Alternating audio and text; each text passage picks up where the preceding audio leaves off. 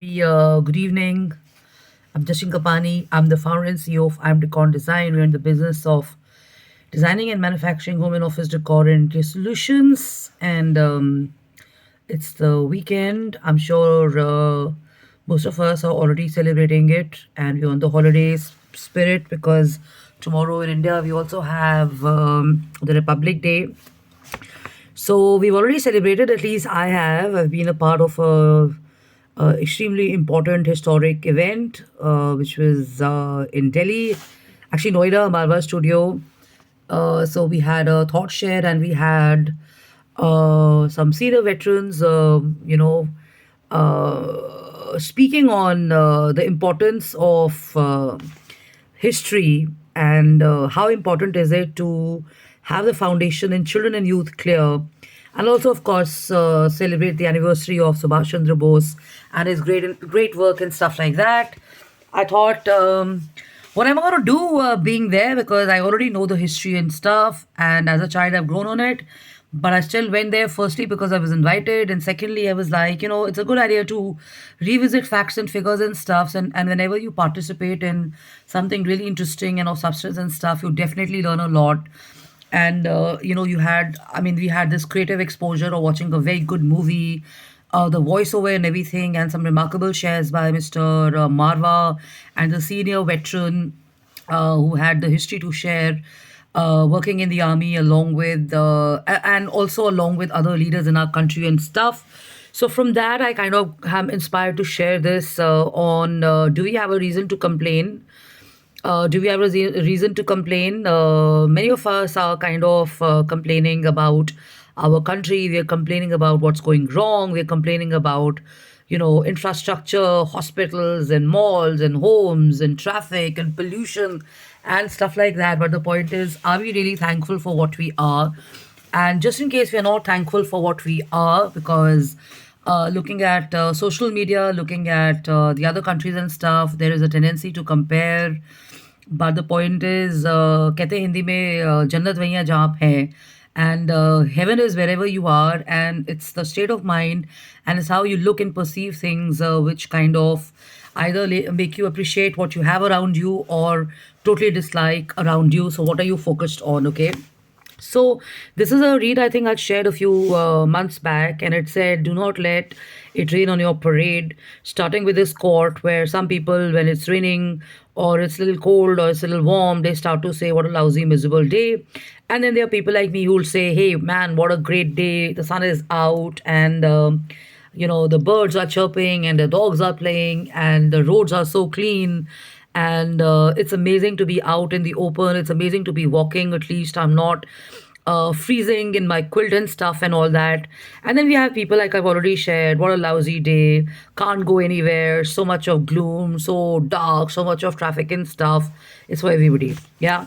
So the thing is, it's about the mindset and stuff. And there's a story about this guy, Pedro. It's a true story.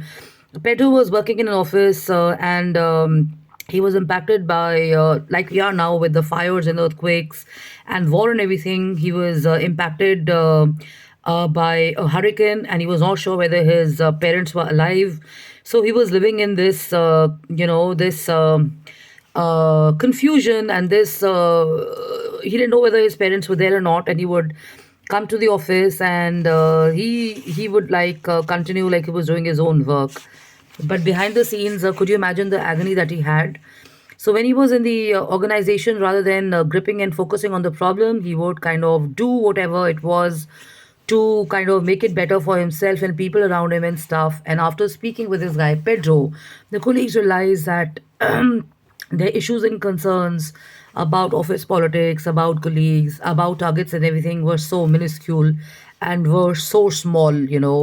And the author says that a few weeks later, Pedro, with his great attitude and winning smile, dropped by, and he shared that his good news and shared the news that his family members were alive. And the bad news is that they had lost everything in the floods and were now living in a shelter where water was scarce, disease was rampant, and he says, I can't even fathom what it's like to lose everything of your own and to start from a scratch, especially under the difficult situations. Can you?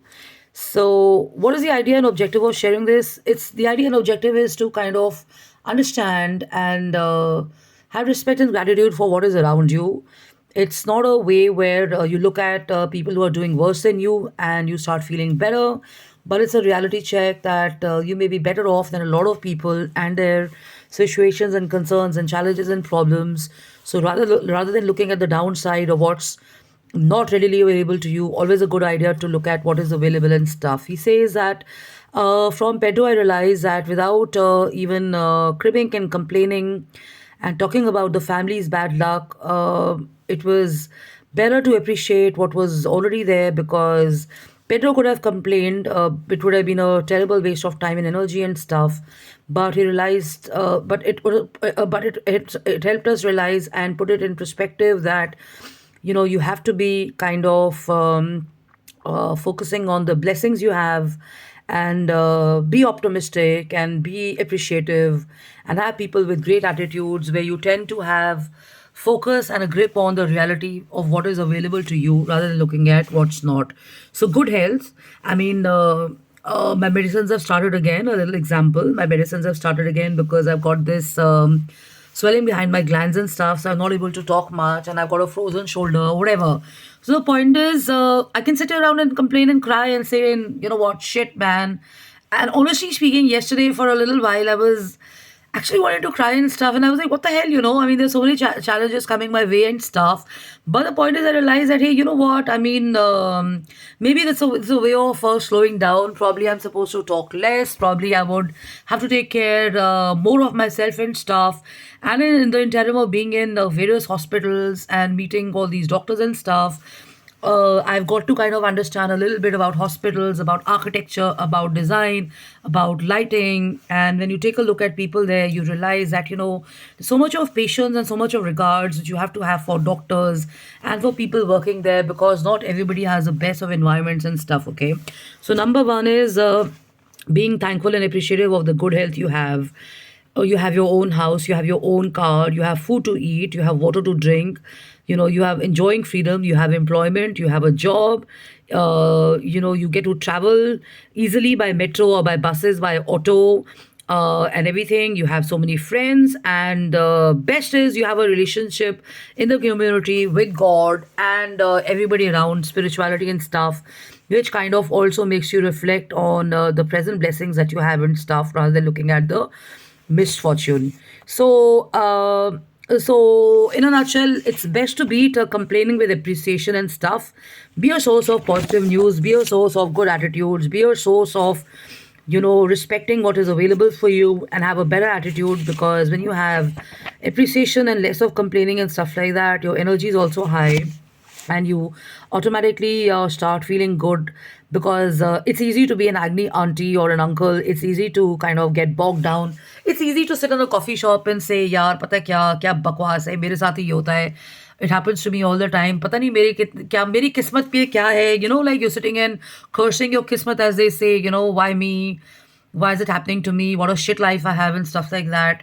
So rather than doing that, it's very important to understand that you're up and moving and you have the weather to look at, you have family and friends, you have places to go to, you have the internet, you have the phone with you, you have an exciting career to look forward to, you have some goals and aspirations and stuff.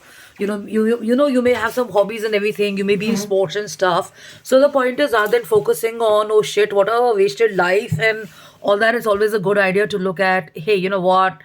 Let me just take a breather of maybe 5 days or 10 days or whatever, and then I'm going to be back with a bounce and stuff. So I thought I'll share this because I feel that a lot of people I see are in self pity mode or they're kind of complaining about the systems, about the management and stuff. The Indian cricket team has been an example and a bad example for the youth and stuff because even now when you speak to sport analysis and you see people everywhere and excuse me in forums and everywhere, even the youth, even at the golf club, people are not very happy about what they are doing and stuff.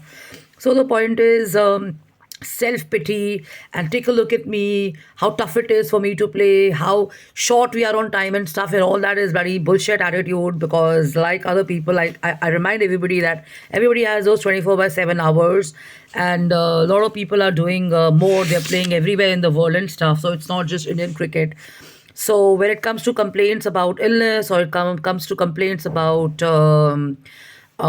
management, about your elders, about your seniors and stuff, it tells a lot about the people and their attitudes, and rather about the system. Because if it's become a persistent problem of complaining, crime, cribbing and stuff, then it's not the system, it's basically the set of people and stuff. So the author says here that, let's face it, I say this too, okay? So uh, why are you dragging people down and reinforcing your own miseries and suffering by sharing what's going wrong, telling us about all the pain and discomfort? It doesn't make us feel any good. It doesn't encourage anybody. But at the same time, if you have people who are talking about the positive stuff, and they're bringing us out, and they're making us look at the brighter and the optimistic side, we rather be glued into those. Because if I'm going to consistently listen to sob stories and cry stories and complaints and stuff like that, I'm not going to feel great about the life and stuff. Because people genuinely are looking for soundboards and people to kind of share their sorrows and everything with. So they drag you down and pull you into their stuff. You don't feel excited about it. And 2 3 days back, it happened to me. I'd left a circle of a couple who were having a bad marriage, and I was driving to the hospital, and some memory came up. And I remember what the woman would keep telling her children, that dunya aisi hi hai, badi kharab hai dunya, the world is a bad space, it's not that great, they are selfish people, people want to use you, people want to have all these kind of things and everything. And I thought, hey, my God, she lives in such an amazing apartment, she's got these amazing cars, she's got an amazing family, she's got amazing dogs and stuff like that, she's still continuing in that situation for so many years and stuff like that. So is it really the world, or is it the mindset? So as I drove to the hospital, I was thinking about this, and of course, I mean, meeting a doctor and being in a golf club and everything kind of changed my perspective. Because I started appreciating things, and I realized that if you're going to be in certain environments which are consistently like this, you're not going to enjoy the beauty and the blessings of life and stuff. So on that note, take a look at this Buddhism video that I've shared. This is about radio jockey. She's overcome a brain tumor. There are 2 3 other videos I've shared. The objective is not for you to kind of pick up stuff and add to your mind shares and stuff, trying to make it look like you follow those or you endorse those and stuff, and you want to kind of improve your presentations or your videos or your presentations and stuff. But the idea is to genuinely join the practice, experience it, and try and live that journey, rather than promoting and showing the world that we've picked it up, we've understood it, and let's become the best versions of ourselves and stuff like that. Because, like I said, the idea is not to be the best versions, but the idea is to encourage people to actually join this practice and experience it, and overcome the regular challenges and obstacles in life. Because with this kind of a spiritual practice and stuff, it's possible to overcome a lot of challenges and everything. And it's also possible to kind of change your karma and your destiny and stuff. So when I share these, the ideas is not to I mean, I'm not sharing those because I would like you to copy paste and edit and add them to your thought shares, because that doesn't make you someone who's thinking like this. It's just showing that you kind of endorse the idea and stuff, but put it down to real practice and try and bring about that change in your life and stuff. So love and luck and take care, have fun, have a blast. I'm on jkapani@gmail.com, jastinkapani.im@gmail.com, and jastinkapani office@gmail.com. So love and luck and take care. Attitude is everything, mindset is everything. Change your attitude, change your life. And when you pick up stuff from here and there and present it, it becomes a copycat job. Inspiration is something else, but cutting, copying, and pasting and presenting it is, in my dictionary, like I said, a copycat. So be original, be exclusive, have your own outlook and your mindset, and you can always better it. You can always kind of change it. You can always change your destiny, and that happens by changing your thoughts, your ideas, your outlook, your approach, and everything. So spirituality definitely helps, and of course, appreciating the blessings and everything definitely works.